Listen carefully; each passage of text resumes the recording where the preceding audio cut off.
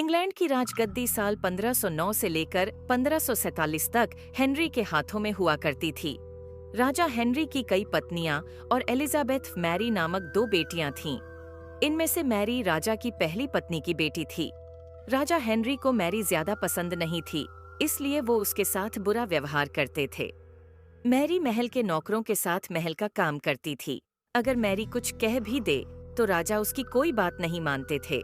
सन 1547 में जब राजा हेनरी की मौत हो गई तो प्रजा की इच्छानुसार 16 शताब्दी के दौरान हेनरी की पहली बेटी मैरी को इंग्लैंड की राजगद्दी दे दी गई। वह इंग्लैंड की रानी बन गई। उस समय इंग्लैंड के हालात बहुत अच्छे नहीं थे। इंग्लैंड कैथोलिक और प्रोटेस्टेंट इन दो धर्मों के बीच में बंट गया था। उस समय दोनों धर्मों के लोगों के बीच जंग छिड़ी हुई थी। रानी मैरी चाहती थीं कि पूरे इंग्लैंड में सिर्फ एक ही धर्म हो, लेकिन लोगों ने उसकी यह बात मानने से साफ इनकार कर दिया था। इससे नाराज होकर रानी ने उनकी बात न मनाने वालों को मौत की सजा दे दी थी। वह ऐसे लोगों को जिंदा भी जला देती थीं। रानी मैरी की इस क्रूरता की वजह से इंग्लैंड के लोग उससे नफरत करने लगे। ऐसा भी कहा जाने लगा कि रानी मैरी कुंवारी जवान लड़कियों के खून से नहाती थीं। उसका मानना था कि उनके खून से नहाने से वह ज्यादा दिनों तक जवान रह सकती हैं। कुछ सालों बाद रानी मैरी ने शादी कर ली और कुछ समय बाद इंग्लैंड में एक खबर आई कि रानी मैरी गर्भवती हैं और जल्द ही उनके राज्य को उनका नया राजा भी मिल जाएगा।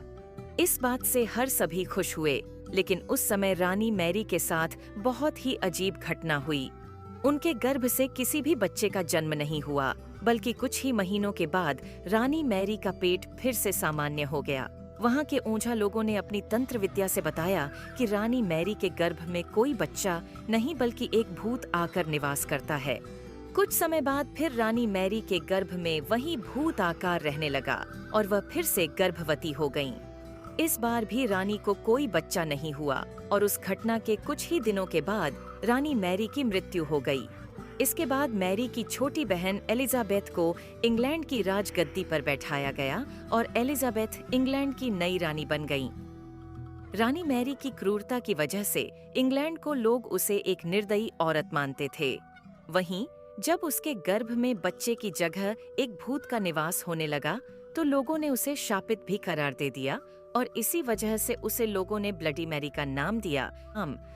कहानी से सीख। ब्लडी मैरी की कहानी हमें यह सीख देती है कि अपने निजी विचारों व सोच को लेकर दूसरे लोगों पर दबाव नहीं बनाना चाहिए।